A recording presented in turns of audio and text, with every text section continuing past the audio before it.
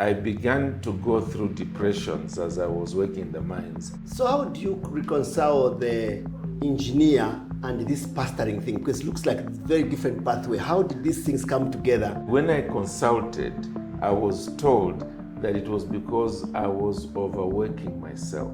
Because I used to work the normal shifts, and upon knocking off, I then went into spiritual activities well into the night, and then sleep back, full shift, and then out, reaching out to people and so on, preaching here, counseling there, discipling there, and so on. So at that time, given a choice, I would gladly quit my job as a mining engineer and get into pastoral work. How did you meet your partner, and how has she fitted into this vision, and also accepting that you have abandoned engineering? How did that happen?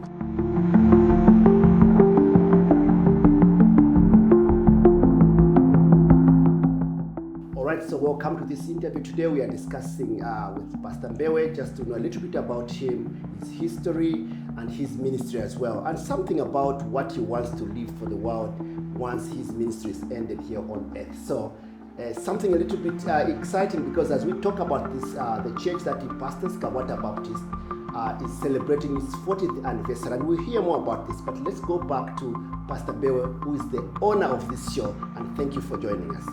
Pastor Mbewe, welcome to our show. Thank you for having me. Yeah, so I've been looking forward to talking to you, and thank you for creating time. Thank you. Before I ask so many questions, people might have a question. Who is Pastor Mbewe? Yeah, well, my name, as you've mentioned, is Conrad Mbewe. My middle name is Chanda, named after my father's mother.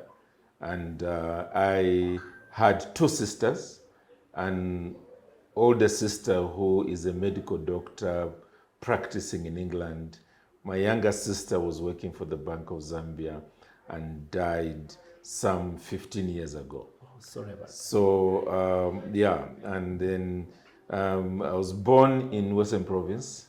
My parents then moved to Solwezi, and then from there moved into Lusaka.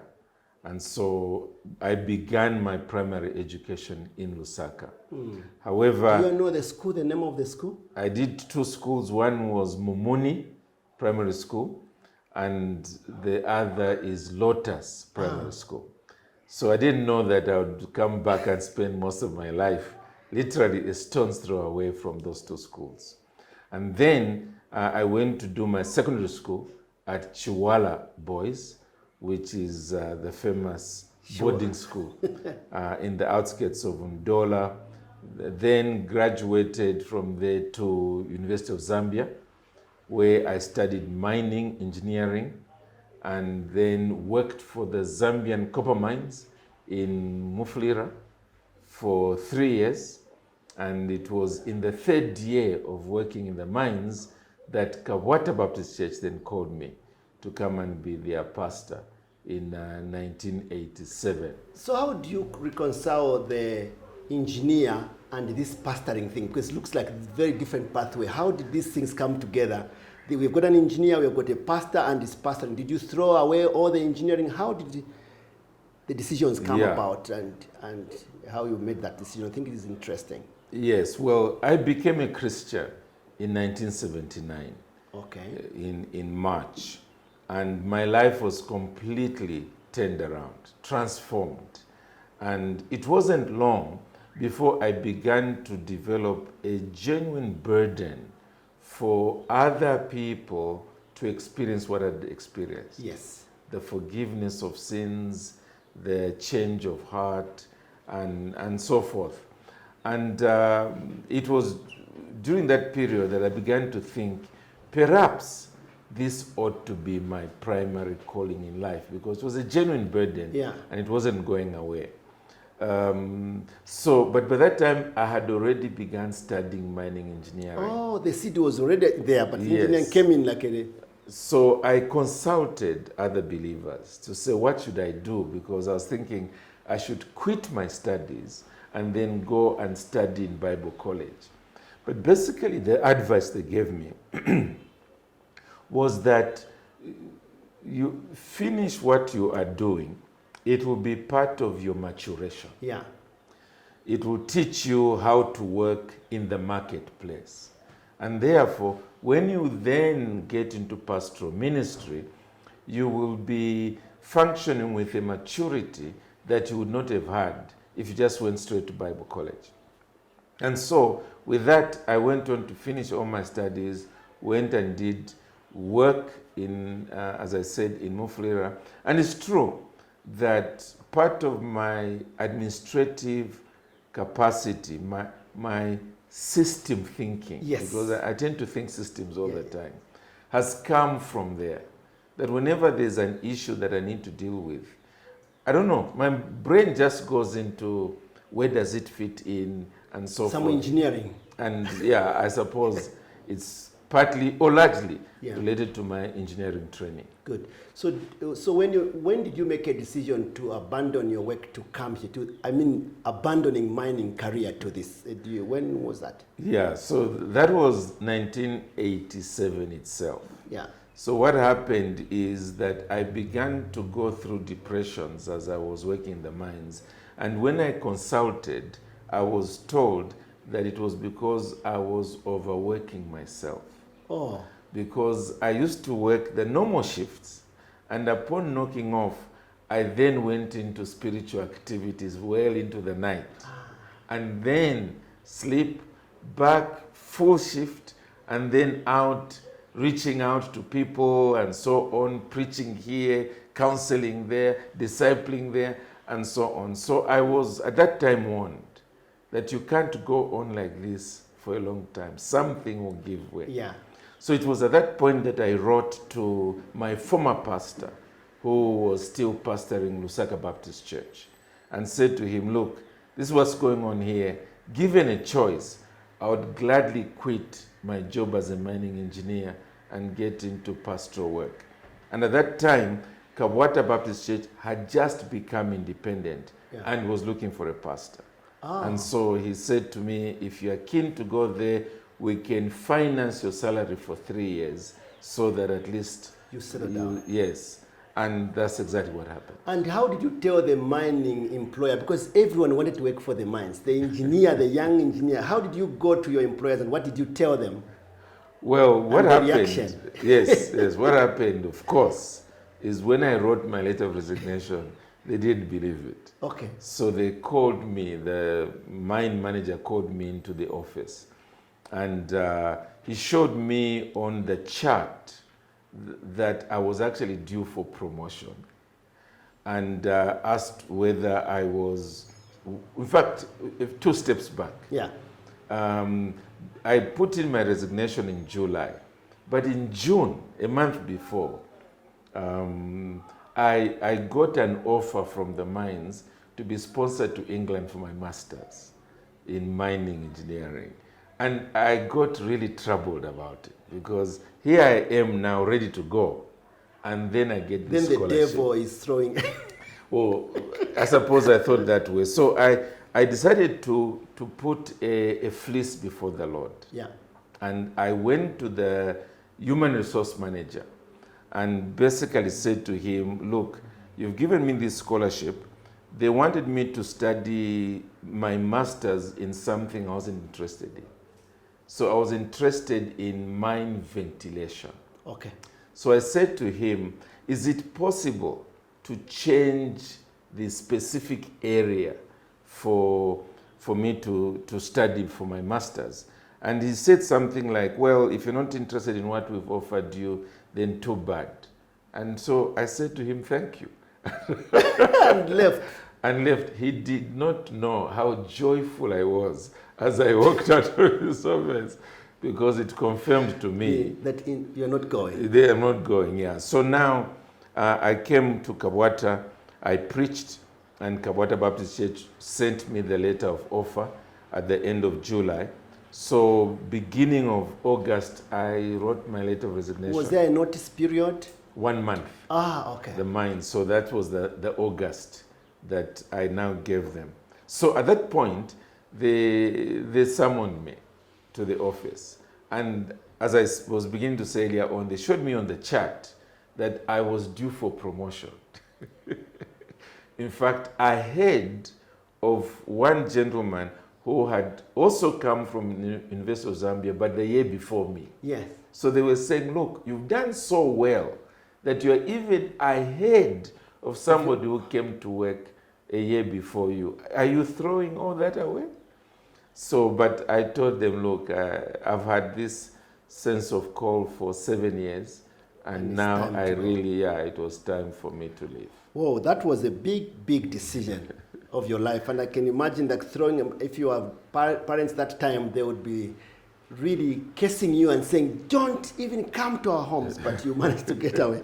So I want to move on to another section of your life. Thank you for letting us know a little bit about that background where you did your mining.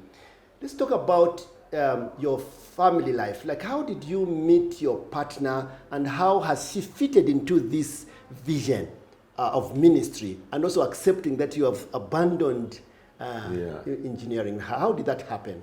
Yeah, well, we met when I was working in the mines. The same department? She was in the same church. So we were young people at that time, in our early to mid-20s, and we were doing a lot of ministry work together. She often made appointments for me among the patients in the hospital. So I went there to preach the gospel to them and so on. We began to lead the youth work together. So in many ways I could tell that we were like a left and right hand. We had common interests, common values. And so when I went to make my proposal to her, I made it very clear that day that it was in March, April of the year I was going to quit. Oh, okay. Yes, so I told her that although I'm currently a mining engineer, I'm quitting my job this year. Take it or leave it. Yes, so I asked that the answer to my proposal should be an answer to the two things together.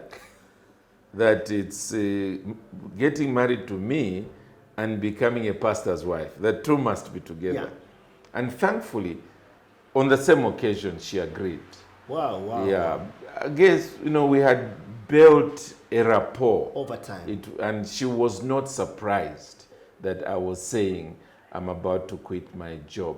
And part of the reason I put this together is because I had just been through 2 courtships prior to this.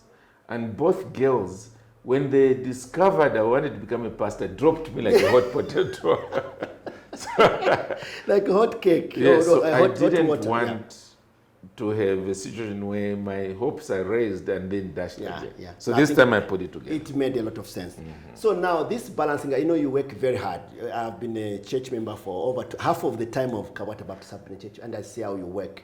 How have you balanced? You've got kids, you've got your wife, you have to preach the church just itself, and then there's also international travel where you do, which we appreciate. But how do you balance your family life with this kind of demanding career of yours? How have you managed that? Yeah, well, first of all, my wife has, although she's not one to sort of stand in the public and want to be seen as pastor's wife, but she plays the kind of role that balances family life. Yeah. So she knew that because of my work outside the home, which would be very demanding, she needed to play a bigger role in discipling the children, in teaching them the ways of God in the home. So that was a great help. Although I deliberately maintained family worship throughout the time that our children were young, growing into teenagers, and finally leaving the home when they were getting married and so forth. It was a deliberate part of family. We had a meal, and after the meal, we gathered to sing 1 or 2 hymns and a brief study from God's word, never more than 20 to 30 minutes, and they loved it because of the different themes. And also, I try over time to safeguard my times with my wife. Yeah. I've always wanted her to feel that she's not a comma or a full stop in my life, but she's an entire sentence. So as soon as I have any opportunity in the midst of all this, I want to be with her so that we are talking, just allowing the friendship to continue. And we, every year at our wedding anniversary, we review how the marriage is going. And that way, if there are any complaints about the way I'm carrying myself, then I use that year to improve so that when we do the next review, that part has been settled. So this career thing, and this where you are, I'll call your ministry like a career, like you are preaching, but that's a career. And then family is a big source of conflict for young people. Facebook is also taking some time, and then family. So what's your advice for young people who are getting married now with all these demands? You want to be a good husband, a good father, but also an excellent worker. What is your tips to this kind of situation, to a young man listening to us now? Yeah, well, I think that the basic answer is in the word priorities. Yeah. So word priorities. Okay, you have to prioritize, number one, your relationship with God. That feeds into almost everything else in your life. Because God, once you give him the place in your life that he ought to have, is also going to give you the second priority. And the second priority, therefore, becomes your family, your wife, your children, and so forth. That's a huge responsibility that is given to us, primarily because society and community is built on the family. That's the reason why countries that have ensured that they are raising a legacy pass it on to their children, and then the children pass it on to their children, and that way an entire economy grows. So it's a vital aspect to put into place. And then from there grows everything else. So your career out there is meant to augment the family, which will then pass on that legacy to the future. So by now, I not only have children, but I also have grandchildren. Yeah. And they are also now beginning to take their place in grandpa's life and so forth. But thankfully, our children are looking after their own children because we have developed them sufficiently. Okay. So that would be my answer. Priority. Ensure the right priorities. A person who pours all his time into his job gets home totally exhausted and all he wants is to eat and sleep, and that cycle continues. He's got everything upside down. Upside down. So it's the other way around. Thank you so much for that advice. So, Pastor, we still now moving on to your commitment. I've looked at you as a young man here when I was coming in medical school. Now I'm now a professor, so I don't know what has happened. We've been around together for a long time. Yeah. Yes. So one thing is that I've seen your commitment to this is unshakable, this ministry that you are committed. So what is it that drives you? This, when you're waking up in the morning, no one is supervising you, but you've got this commitment, you are going to do this, and everything is put in place and you are working towards that. What is driving you? What is the motivation behind that, Pastor Mbewe, and the ministry that you're doing? Yeah, well, we go back to the Genesis. Yes. I am convinced this is what God wanted me to do. Yes. And that's what made me quit my job in the first place. And I'm already self-driven. When I had my job as a mining engineer, I was already working the work of ministry. And therefore, when I left my previous job, it was so that I could hold the plow with both hands. It wasn't so that I could go into a paid holiday. No. Yes. And so in that sense, it's really my relationship with God that drives me. I believe genuinely that this is what He wanted me to do. And therefore, I wake up in the morning, I have my time reading the Bible and praying. That in itself is like a combustion chamber that is already saying to me, once you finish, there are 1, 2, 3 things that need to be done. And I don't need supervision. No. I go on, I do the work, and so on. People say that I'm hardworking. I tend to concentrate on the work that still needs to be done.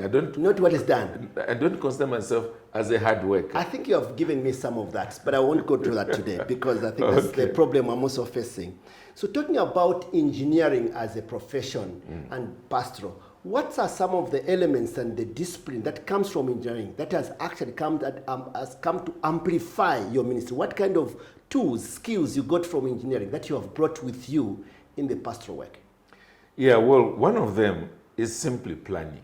Yeah. Yeah, I worked in what is called mine planning. Yeah. And what you see at the end of a month and what you see at the end of a quarter and what you see at the end of a year is relative to what was being planned at the beginning of the year. Yeah. So generally speaking, in mine planning, you are looking at where the copper ore is, how you are going to get to it, how best you can get to it. And normally, if you have exhausted one area, you mine a shaft to a lower area, you put a crusher there, and so on. And all that work is happening like 2 years before you get there. Yes, before production begins. So it's being ahead of the curve with respect to the work that needs to be done. And what these days people refer to as strategic planning, those kinds of things, we were already doing before that word became cool. Yes. Strategic planning. It was already happening there. And then this aspect of honest monitoring and evaluation. Again, you always coming back to that as you are drilling your tunnels and beginning to sample the ore and seeing whether you are achieving what you had been hoping to achieve when the geologists gave you their samples and so on, is again something that you're constantly wanting to do. And it's the same even now. The way I provide leadership in the church is constantly monitoring, evaluating, are we achieving what we needed to achieve and all the rest of it. And just also keeping an atmosphere of genuine involvement of as many members as possible is part of the context that I found in my mining work. Yeah. Maximizing on your manpower in order to achieve this production. And so, as you know, Kabata Baptist Church is like a beehive. This one is doing this one is doing that, and so on. And sometimes I can be gone for a whole month. I'm not supervising anything. I come back, the system is still working. So you have worked on this. Oh, that's very good. That's very, very good to know. And I think that most of the people who go into like priesthood or preachers just go straight, like they don't have other qualifications. You seem to have had a head start. In that way. That way, yes. Anyway, Pastor, most of the people are just waking and sleeping. Do you rest? What do you do as your hobbies to relax from the other intense work you are obliged to do? All right. So first of all, my Mondays are my days off. Okay. So when I'm tired from all the ministry over the weekend, I then sleep in a little longer and get to catch up with other things other than the work of ministry. So although, for instance, we've begun the African Christian University, and Mondays are days when there is work there, I have told them anything you need from me will be virtual. Yeah, because I do need to take time away. Over the years, one of my areas of interest has been what we call DIY, do it yourself. Okay, yeah. So I like to, and partly it's because of my engineering background, I like to see in the course of the week what areas need to be fixed in the home. And I keep them. During the week itself, I might buy the few spares that then I will come and use on Monday in order to it's usually fixing things, but sometimes it's also buying like shelving, but in parts, and then coming to put it together. Like IKEA kind of thing. Yes. Yeah. So I tend to enjoy that. I just find it takes my mind away from people and their problems and so on. Yeah, that's one area. In the more recent past, when I say recent, I'm talking about 20 years, I've developed interest in birds. Yeah. And that's now become a real passion. I remember yesterday I was in Kitwe chairing some meeting, and over lunchtime we were walking from the tour we did back to the meeting place, and I just saw some birds and mentioned what the birds were. And when I mentioned that one was a female sunbird and the other was a male house sparrow, you know, the people around me, the details from?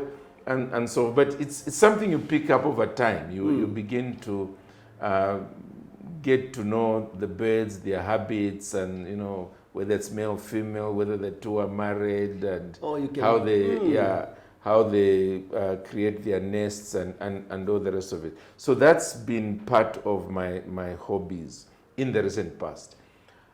However, behind the scenes, I love writing. And yeah, it's other people, they sweat, it becomes too much work. Yeah. For me, it's very relaxing. Yeah. So yeah, I've written a lot of books simply because I find it relaxing. I find it helps to make me think in terms of stages and in logical stages. I do a weekly newspaper in Sunday Mail. I've been doing it now for 21 years every week, and I just enjoy it. It's wow, recreative for me. So that re-energizes you to start another week.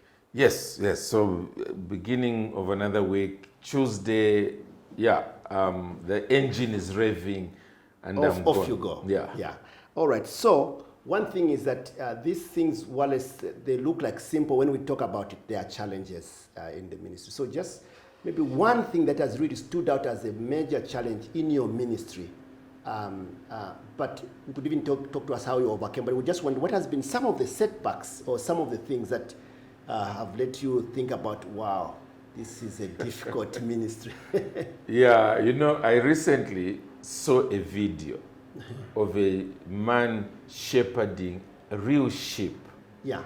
And at that point was trying to get them to cross the road.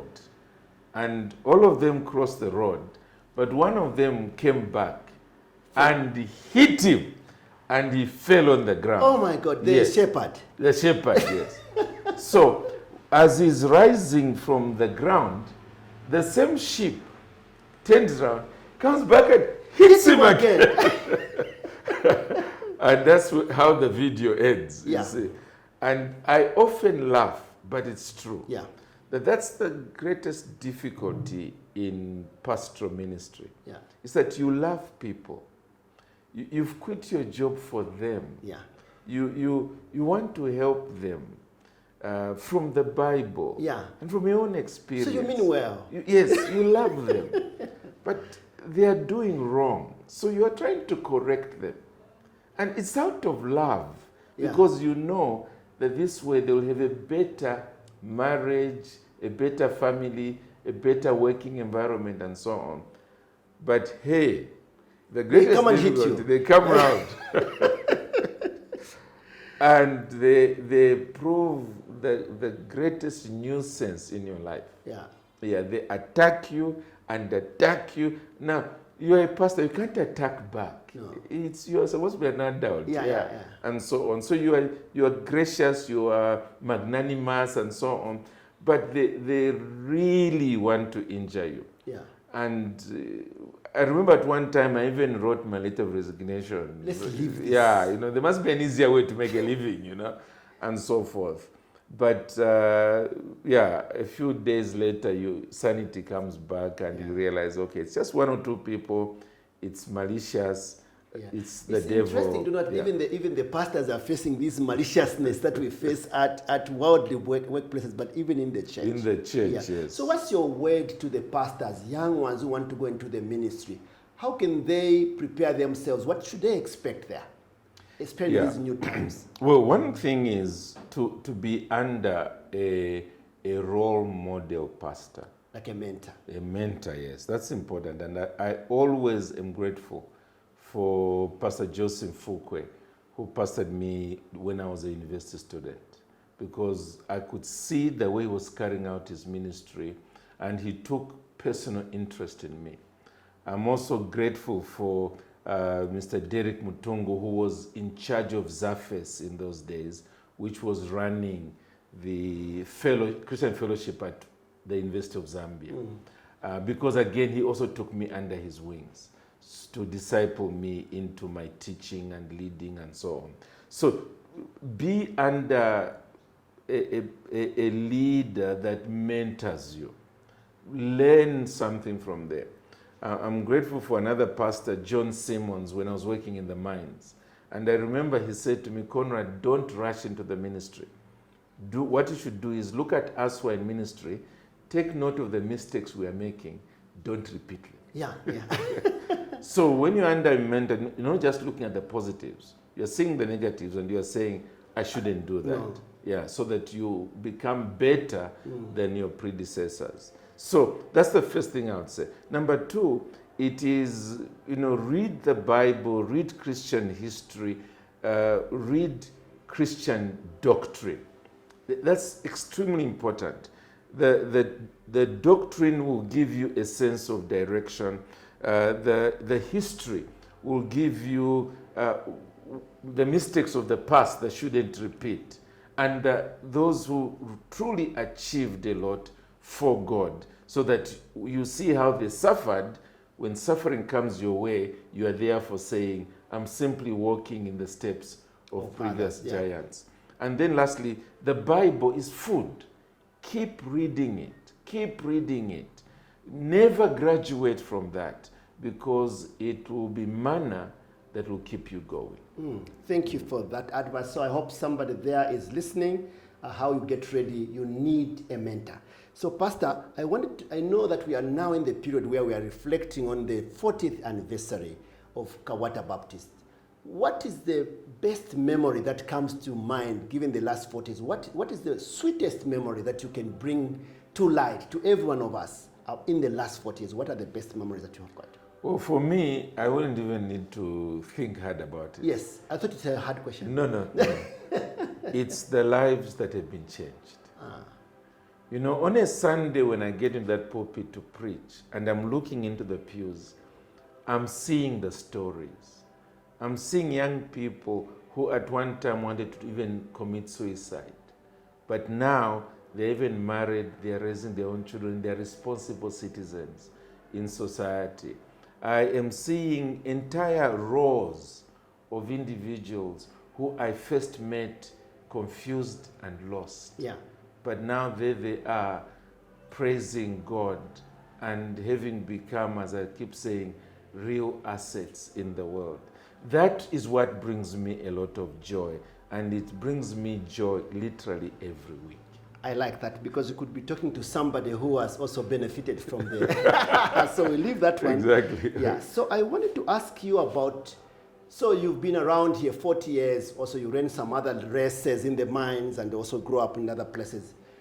After you have finished your race and the Lord takes you to glory, what do you want people to remember Pastor Mbewe about? There's only one thing, that I pointed them to Jesus.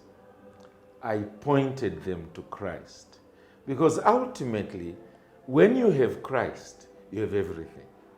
So if I pale into the shadows, I become part of old, ancient history, but that generation is embracing Christ, I will continue to be happy.